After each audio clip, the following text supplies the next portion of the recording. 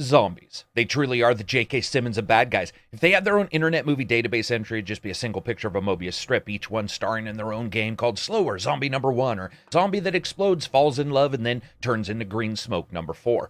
And I get that, and I feel the same way you do.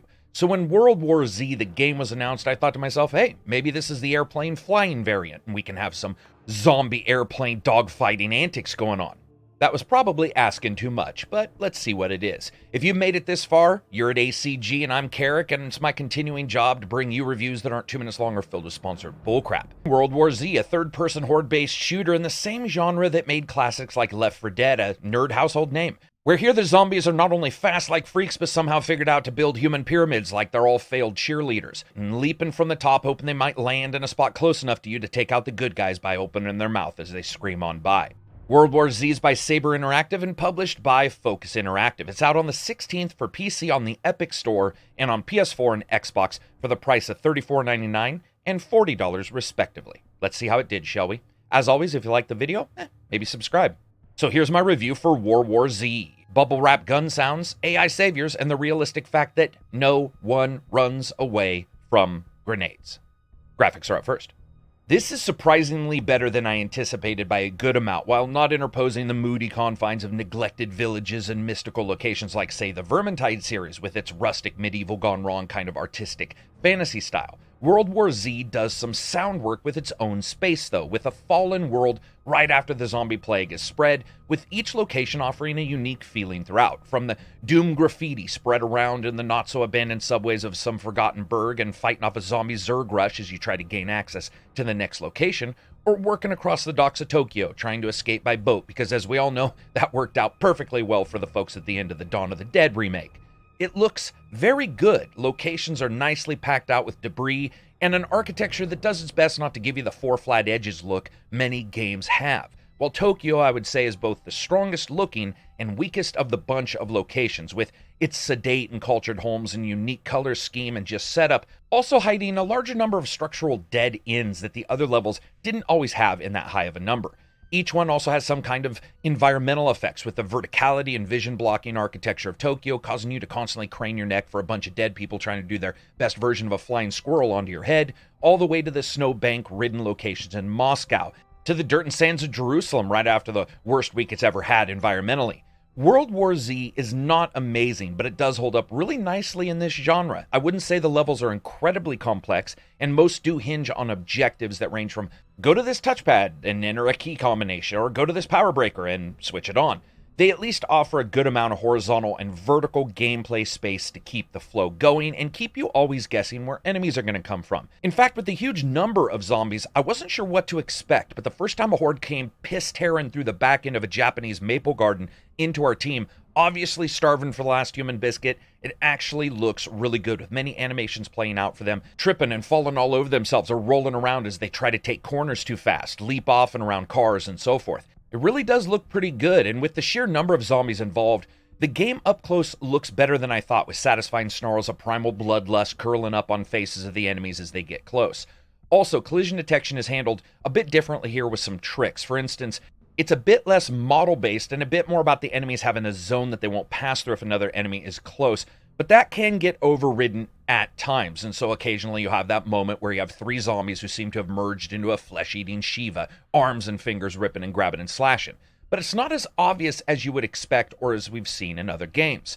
And the horde technology itself does work very well, with what seems like thousands of them pop them together in a river of uneasy living undead maple syrup and just spilling out of rooms and off the side of buildings like they're all in a desperate bid to see which one of them can wear your friggin' face around in a poorly playing Hannibal Lecter escape. And yes, you will see that procedural generation pop up, which means the same cavalcade of 15 rednecks running at you, all of them seeming to look like they had just shopped at Nordstrom's right when everything went to shit, and then ended up running through downtown Moscow. Now, this can also lead to a couple issues as well. First, sometimes the zombie hordes do seem to make sense when they come tear-assing down the paved buffet lines of some street in New York. But then other times, you're going to be neck-deep in a subway and they sort of sprint down into your play level from a room you know that's pretty much gated off, as if they politely open the door, let 1,000 slathering beasts in, and then, in the most polite action ever, they lock the door up tight again. It's also noticeable in some levels too when zombies just erupt from the top of the buildings like a fondue volcano, with them just shooting out mobile magma as they land and then sprinting down the sides of the buildings after you. This is a small quibble, but it is noticeable, especially as we've seen this excellence in other titles sort of go away from this. For example, the climbing, creeping areas in Vermintide. We do see that here, it's just not as often. Also, when you're playing, you're probably going to notice that a lot of the explosions are more sound than they are overall visual. It doesn't mean they don't look visually impactful. It's just you can sort of tell that most likely to keep those FPS solid, they were doing some changes to the way those look.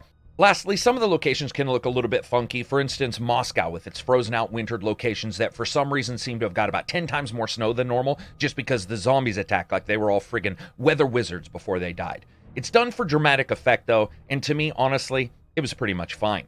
Lastly, the game does remove dead bodies really fast, so it's possible to occasionally see an outpouring of zombies from the sky like God just sort of poured them out and said, you know what, I don't like any of you. And then many of them disappear. For a game of this scope and budget, I still think it's really impressive. Also a kudo. I absolutely love that they give every location different characters you can be, and they're not just the same couple jet setters, somehow Elon Musking around the world in their own personal rocket saving the day. So, for example, in Tokyo or Moscow, you have different choices for the character models. This helps a great deal to break up some of the visual monotony that might have otherwise set in. Now, when it comes to options graphically, the game does not have a ton. Anti-aliasing, resolution scaling, and others, which is always nice, and a couple more. Sadly, many of them do fall into the bucket list kind of situation where something called effects changes the settings of like 6 things, making adjusting the game perfectly to your system a bit difficult. And of course, speaking of effects, that brings us to performance.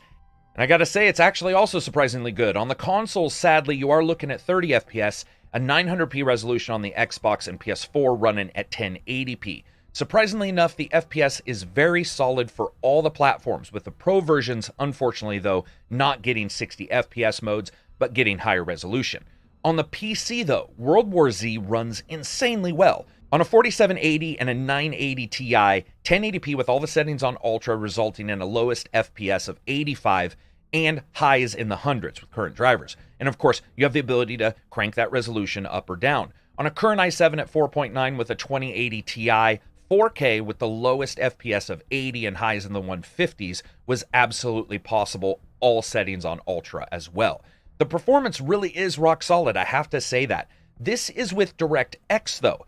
Things are a little odd with Vulkan, which it allows you to switch to, with lower FPSs pretty much all around at this time. Not a huge amount, but the implementation did not seem rock solid. There were some issues here and there, like some low quality textures on cars and elsewhere, but World War Z does an impressive amount, almost surprisingly so on the PC, and even on the console keeps a much steadier frame rate than many other games that do far less, and especially when they're throwing these incredible numbers of enemies your way.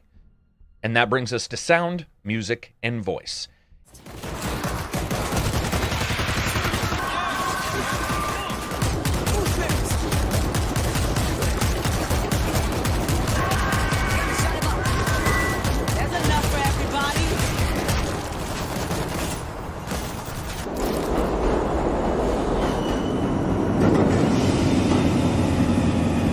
This can't be good. I don't trust this psycho. Roy! Roy, open up! Open the door, you twat! Roy!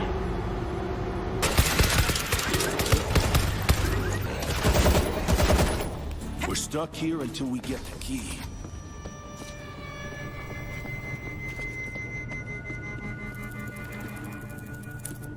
Didn't find a key on this guy.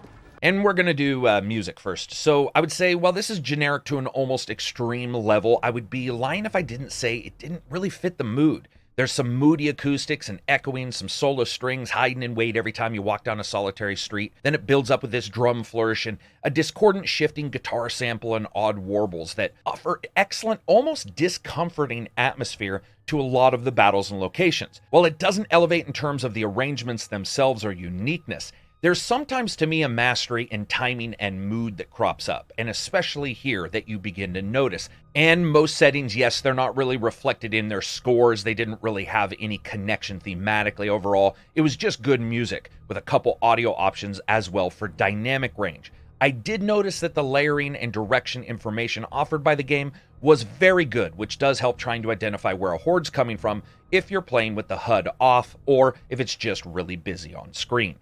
And when it comes to what's happening on screen, that'll bring us to sound. And a little bit like the accuracy of the game's shotguns, this is a bit hit and miss. First, we're going to cover the good parts. There are a few things more satisfying than this airy thump of a grenade going off in this game, turning a zombie horde into a bunch of poorly planned fireworks into the sky, body parts flying around with full delimbing effects at play at all times. That is glorious, and a number of weapons do just that, from the crossbow dynamite combo to grenade launchers, rocket launchers, as well as just the plain grenades themselves. Very well done.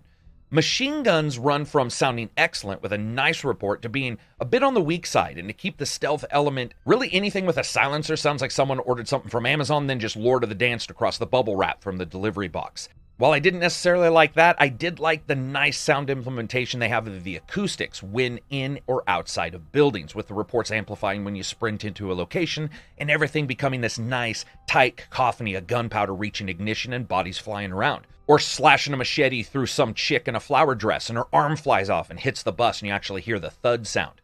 Sadly, it's also rife with audio bugs. First, when the going gets incredibly busy here, many times guns will just stop making sounds. Not all the time, but in the busier moments. When autocannons are set up and mortars are going off, and you're going to notice that some guns just stop making sound at all, like the audio buffer's full and just decided to take a nap and sleep it off. You can feel like you might be out of bullets for a second, especially with so much going on around you, before you realize it's just that audio bug. It doesn't happen all the time, but pretty much everybody I've talked to and everybody I played with did have that problem. As a package, it is pretty good, with some excellent processing and gun sounds mixed in with a couple questionable ones, and unfortunately, those bugs. And that brings us to voice.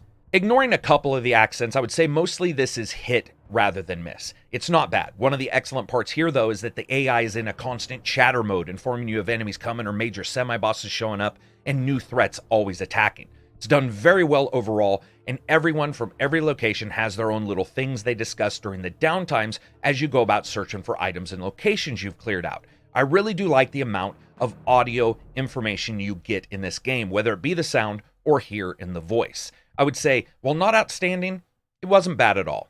And that brings us to gameplay and a bit about the story. You play as different series of fighters from different locations as the world has seen the zombie menace ravage throughout the land. The story elements portraying each group in each location are different, either trying to escape it or trying to stop the horde with some ultimate super weapon or virus in the last level. It's a 4-person team-based shooter with each player able to choose a class prior to starting any level, one of 6: Gunslinger, Hellraiser, Medic, Fixer, Slasher, and Exterminator. Now, each starts with their own unique loadout, and as you level up as you go, it allows you to unlock up to 30 skills as you go with those experience points. Each set of skills is in blocks of 9 with 3 columns, and you can have one of each column lit up and usable, which does require a specific level as well for some of the later skills to be unlocked. You can switch classes between levels as well. What that does is it allows a lot of variability even if 2 people are sharing a class. While much of it is not really a surprise, the way the game plays and the amount of weapons you can get, there's 18 normal ones as well as 110 purchasable variants for them. There's this interplay of moments of sheer action with downtime mixed with skills. Hordes are handled dynamically based on time and noise you make, with each horde having its own normal basic zombie style bad guy that's easy bullet fodder but does some serious damage up close, as well as biotoxin zombies that have to be killed in the right way, otherwise they release gas, or screamers that if not killed keep calling more zombies, all stuff we've seen before. As you're taking them out, you're constantly finding secrets like breach charges. These are items that can be used to open locations where more weapons, both normal and special, might be hiding out, as well as always being on the lookout for environmental ways to kill zombies, like shooting ceiling pieces to kill large numbers of them, or tropish red barrels, of course, filled with gas that someone for some reason thought wouldn't be worth taking with them. The gunplay here, I have to say, really does work. Every gun has just about the right amount of recoil, if a bit on the low side, but I would say for a game like this, that's sort of expected. You have to keep a watchful eye on your own health as well as your partners, and that's vital because losing one of you means that square of defense starts to collapse really quickly, and the game has no problem sending enemies tumbling through skylights or climbing over barricades to get at you. Since each team member has very unique skills and strengths as well, it can be the end of a team very quickly on the higher difficulties if you are not really careful of the status of the other players. And that synergy continues because the weapons upgrades are not the low-level IQ upgrades we expect, that you get a +1 to damage, which can't really be felt in a game like this anyway. I mean, in World War Z, most guns do enough damage already to separate the enemies into so many body parts you'd need to order one of those special build instructions from a Lego construction website to put them back together. Instead, there are things like starting out with different guns, items that help everyone on the team when you use them, or otherwise. What's intriguing here is that the switch up to a more powerful weapon, for instance, may indicate switching away from the original starting silenced handgun, which is powerful all by itself, trading damage for alerting the enemy. And trust me, stealth works in the game. A silent team can get deep into a level much easier than a loud one, popping off enemy heads like twisty tops and well-placed silenced weapon shots or machete strikes working incredibly well. However, of course, you may not be getting as many experience points that way if you skip some of them. Now, as you guys know, I test every difficulty on a game, all the way from the easiest, who think that zombies are just stinky people who try to give you hugs all the time, to the hard difficulty where mortality is as fragile as alliances in Game of Thrones. They did a really good job here as well, spreading out the ability to choose difficulties, where friendly fire actually starts to climb up dangerously high, as well as the number of times that you can be knocked down before you're fully dead, with your own body rising slowly from its dead state to an undead state to take out your prior friends, and I love that. And on the hardest difficulty, friendly fire is very heavy, and items are sporadically placed out in the world, and the horde are relentless. With 5 difficulties, that's really awesome, and it lets everyone from various skill levels enjoy the game. But yes, there are some problems in the game. The first is the AI is awesome if teamed up with more than one other player. For example, 2 people and 2 AI, those AI do a great job taking out enemies and helping out in all the bad spots. Sadly, they seem woefully uncaring of the other AI friends, meaning I've seen one AI stand and watch another AI just get absolutely gutter sniped by a bruiser over and over and over and over again, and his ambivalence towards it all makes you think that there's some kind of past relationship there that hasn't been explained. Then I got knocked down and suddenly he was all action. It's an odd and noticeable flaw that I'd like to see fixed. Also, while they can shoot and scoot and heal you like Doogie Howser, don't expect them to know how to flip switches, open doors, or help with any of the mission objectives, which can be a bitch in scattered groups. I beat all the levels with a mix of human players and AI alone, though not on that hardest difficulty in the last one, as they refuse to help each other very often, and they are still some of the better AI overall in a game like this. You just have to sort of plan around them generally hating each other. When it comes to the length, the game isn't super long if you play it on the easiest difficulty, but I would say that is a cakewalk.